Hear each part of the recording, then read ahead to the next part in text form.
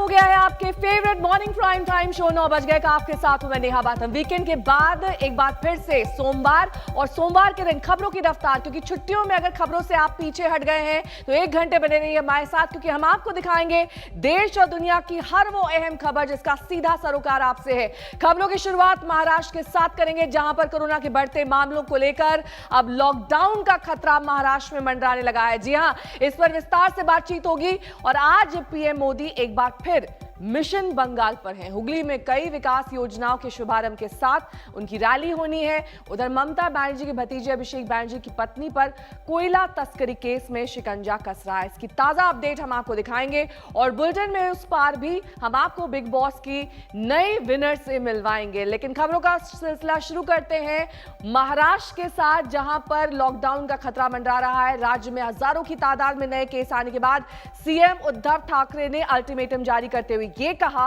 कि अगर हालात नहीं सुधरे तो लॉकडाउन लगाना पड़ेगा। और इस बीच अमरावती में लॉकडाउन लग भी गया है, जबकि 4 जिलों में आंशिक लॉकडाउन लगा हुआ है। महाराष्ट्र में फिर डराने लगा कोरोना। नए कोरोना केस में सबसे आगे महाराष्ट्र। सीएम का फिर लॉकडाउन का अल्टीमेटम। देश और दुनिया को बुरी तरह हिलाकर रख देने वाली कोरोना नाम की बीमारी फिर सिर उठा रही है। लौटते कोरोना की सबसे बुरी मार महाराष्ट्र पर पड़ी है। एक बार फिर यहां कोरोना के केस बढ़ रहे हैं। खुद सीएम को लोगों को अल्टीमेटम देना पड़ा है कि हालात नहीं सुधरे तो फिर लॉकडाउन लग सकता है। पहले आंकड़ों के हवाले से देखिए कैसे महाराष्ट्र में लापरवाही की वजह से कोरोना फिर से पैर पसार रहा है। 24 घंटे में महाराष्ट्र में 6,971 नए कोरोना केस सामने आए। एक दिन में राज्य में कोरोना से 40 जानें गईं। कोरोना से यहां डेथ रेट 2.47% हो गया है। अकेले महाराष्ट्र में करीब 53,000 एक्टिव केस हैं। हालात बेकाबू होते देख महाराष्ट्र की उद्धव सरकार ने सख्ती दिखाई है।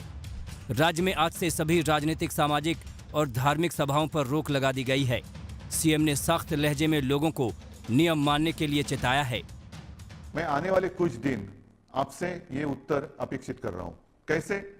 मैं देखूंगा, आते जाते हुए देखूंगा, मेरे जो लोग हैं उनसे बातचीत करूंगा। जिन लोगों को लॉकडाउन नहीं चाहिए वो मास्क पहनेंगे, जिन लोगों को मास्क लॉकडाउन चाहिए वो मास्क नहीं पहनेंगे। सिंपल है। लॉकडाउन अगर नहीं चाहिए तो जो 3 चीज हमेशा मैं कहते आ रहा हूं, मास्क पहनिए, हाथ धोइए और एक दूसरे से एक सुरक्षित अंतर रखिए। मास्क पहनिए और लॉकडाउन को ना कहिए। सभाओं पर रोक के साथ कुछ दूसरे प्रतिबंध भी लगाए गए हैं।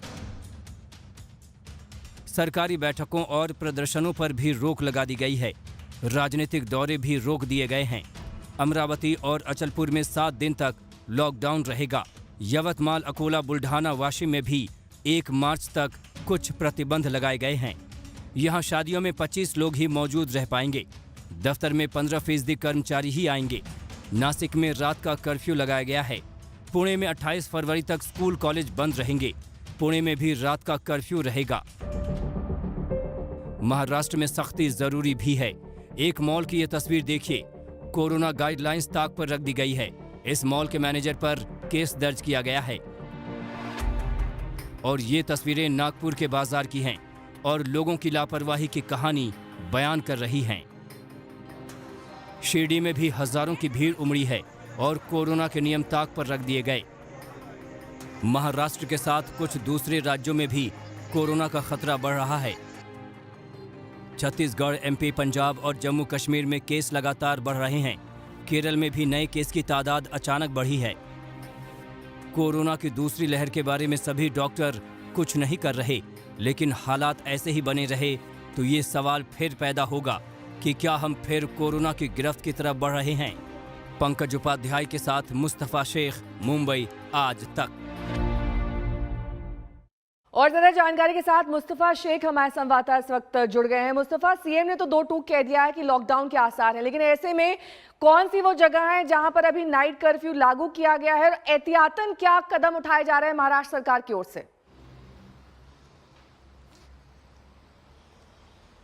जी नासिक पुणे ये सिटीज ऐसी हैं जहां पर नाइट कर्फ्यू के हालात बन चुके हैं। वहां पर नाइट कर्फ्यू लगा दिया गया है। एक दिन के अंतराल का वक्त दिया गया लोगों को तैयारी करने के लिए। अमरावती यवतमाल ऐसी जगह है जहां पर लॉकडाउन जो है वो अनाउंस कर दिया गया है लोकल अथॉरिटीज की तरफ से। मुंबई में अगर आप देखें तो 200-300 के दर से हर रोज नए केसेस बढ़ रहे हैं। अभी जो कल नए केसेस आए हैं वो 900 के ऊपर हैं। अगर ये आंकड़े 1000 टच कर देते हैं 1 से 2 दिन में तो बीएमसी भी कुछ ना कुछ रिस्ट्रिक्शन अनाउंस करेगी। ये बात लगभग तय है। 8 दिन का समय दिया गया है। वो 8 दिन इसीलिए भी है कि महाराष्ट्र में कई ऐसे सैंपल्स हैं जो एनआईवी भेजे गए हैं पुणे में ये टेस्ट करने के लिए कि नए वेरिएंट के कोविड जो है वो पाए जा रहे हैं महाराष्ट्र में, जिसके चलते जो केसेस बढ़ने का दर है वो काफी तेज हो गया है। क्योंकि डेथ रेट अगर देखें मुंबई का भी 3-4 ऐसा डेथ रेट है कोविड डेथ्स का, लेकिन जो केसेस है वो काफी ज्यादा बढ़ रहे हैं। तो ये सारी चीजें जो है 8 दिन में डिसाइड होगी और लोगों को जैसे कि शादी का हॉल हो, मॉल में शॉपिंग हो, पॉलिटिकल प्रोटेस्ट हो, रिलीजियस सभा हो, इन सारी चीजों पर आप कह सकते हैं कि रोक एक तरह से महाराष्ट्र सरकार ने लगा दी है। लेकिन फिर भी अगर ये चीज शुरू रही तो फिर कोई एक कड़क और सख्त फैसला महाराष्ट्र की सरकार और बीएमसी ले सकती है जल्द, ये कहना गलत नहीं होगा। बहुत बहुत शुक्रिया मुस्तफा तमाम जानकारी के लिए आपका। तो 8 दिन का ऑब्जर्वेशन पीरियड है। महाराष्ट्र सरकार ये देखेगी कि अगर केसेस लगातार बढ़ रहे हैं, कंट्रोल नहीं हो रहे हैं तो सख्ती से कदम उठाए जा सकते हैं। बात अब पश्चिम बंगाल की करेंगे जहां पर सियासी संग्राम जारी है। कोयला तस्करी मामले में ममता बनर्जी के भतीजे अभिषेक बनर्जी की पत्नी रुजिरा नरूला को सीबीआई नोटिस मिलने पर सियासी घमासान छिड़ गया है। सीबीआई रुजिरा से पूछताछ करना चाहती है। टीएमसी से बदले की सियासत के रूप में प्रोजेक्ट कर रही है। আমার পিছনে ইডি সিবিআই লাগাতে হবে না, আমি এই মাটির সন্তান।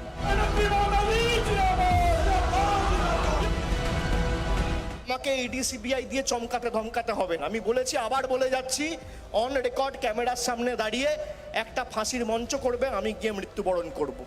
ये कोलकाता में ममता बनर्जी के भतीजे अभिषेक बनर्जी का घर है। दोपहर को अचानक यहाँ हलचल बढ़ गई। सीबीआई की एक टीम नोटिस लेकर पहुंची थी। सीबीआई को अभिषेक बनर्जी की पत्नी से पूछताछ करनी थी। ये मामला बंगाल में कोयला तस्करी से अवैध कमाई की जांच का है। पिछले साल से सीबीआई इसकी छानबीन कर रही। कोयला तस्करी के किंग पिन अनूप लाला के कुछ ट्रांजैक्शन से अभिषेक बनर्जी की पत्नी पर शक हुआ है।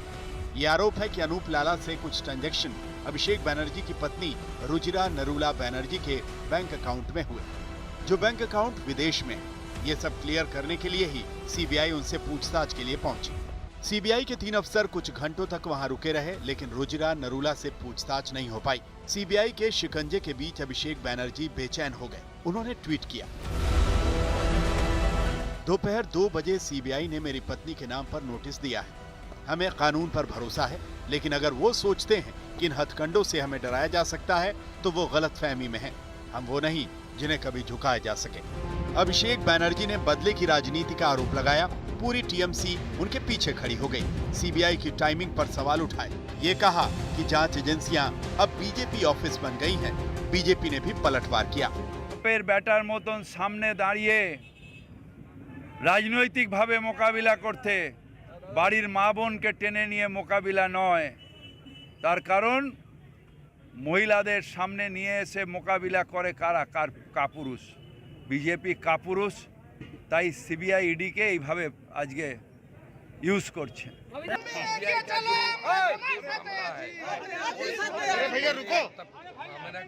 कुछ नहीं है इसमें, दखलदारी करने का कोई सवाल ही नहीं है। सीबीआई एक ऑटोनोमस बॉडी है, एक अनुशासित बॉडी है, इसका काम करने देना चाहिए।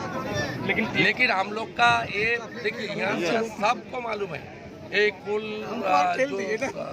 Smuggling, sand smuggling, stone smuggling और काऊ तस्करी, गाय का तस्करी, इस सभी में गोलाबाज भाईपो और उसकी एसोसिएट सब जुड़ा हुआ है।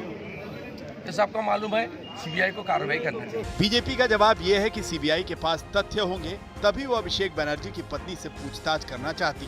बिना तथ्य वो अभिषेक बनर्जी के घर क्यों जाएगी? कोयला तस्करी और गो तस्करी तो कई सालों से बंगाल में चल रही है। इससे करोड़ों की काली कमाई भी हुई। इसकी जांच भी होनी चाहिए। छोटे लोग ही नहीं, बड़े चेहरे भी सामने आने चाहिए। क्योंकि बंगाल की जनता ने तय कर लिया है कि ममता जी को हटाना और भारतीय जनता पार्टी को लाना, पर ये एक इंसिडेंस ऐसा हो गया जिसको लेकर ये आरोप लग रहे हैं कि केंद्र सरकार का, केंद्र सरकार का इससे कुछ लेना देना ही नहीं। ये जांच आज की नहीं है। पहले इनकी पार्टी के लोगों ने मुझे कागजात दिए थे, वो कागजात मैंने सीबीआई में भी सबमिट किए और उसके बाद सीबीआई ने जांच की। बंगाल की इस राजनीति में पहले से बहुत आग है। अब ममता के भतीजे और बहू पर एक्शन ने राजनीति की आग में एक तरह से पेट्रोल छिड़क दिया है। कोलकाता से पौलमी साहा के साथ आज तक ब्यूरो। अभिषेक बैनर्जी के घर के बाहर से मेरी सहयोगी पौलमी साहा इस वक्त जुड़ गई हैं। पौलमी, अगर अभिषेक बैनर्जी की पत्नी इतनी ही क्लीन है तो वो सीबीआई को फेस क्यों नहीं कर लेती? उनके सवालों का जवाब दे दे, दूध का दूध पानी का पानी हो जाएगा।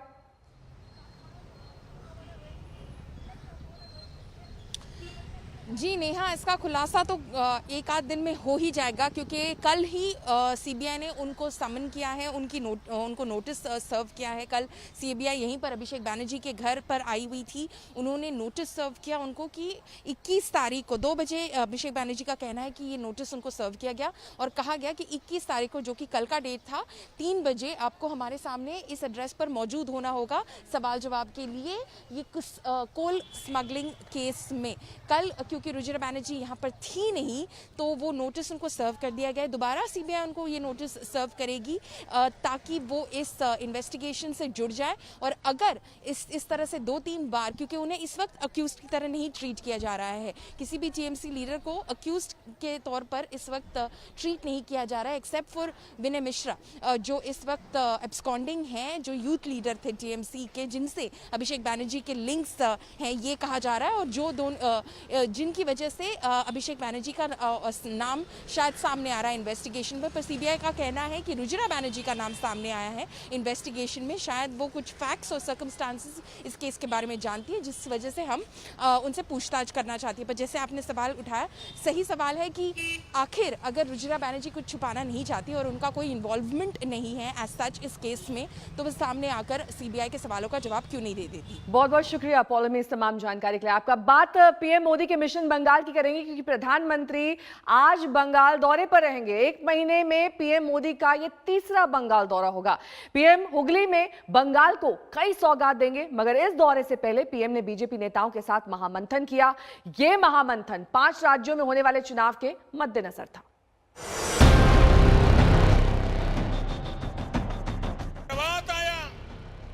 इतना कुछ तबाह हो गया, लोगों की मदद के लिए केंद्र सरकार ने जो पैसे भेजे, उसका इन लोगों ने क्या किया, ये पश्चिम बंगाल के लोग भली भांति जानते हैं।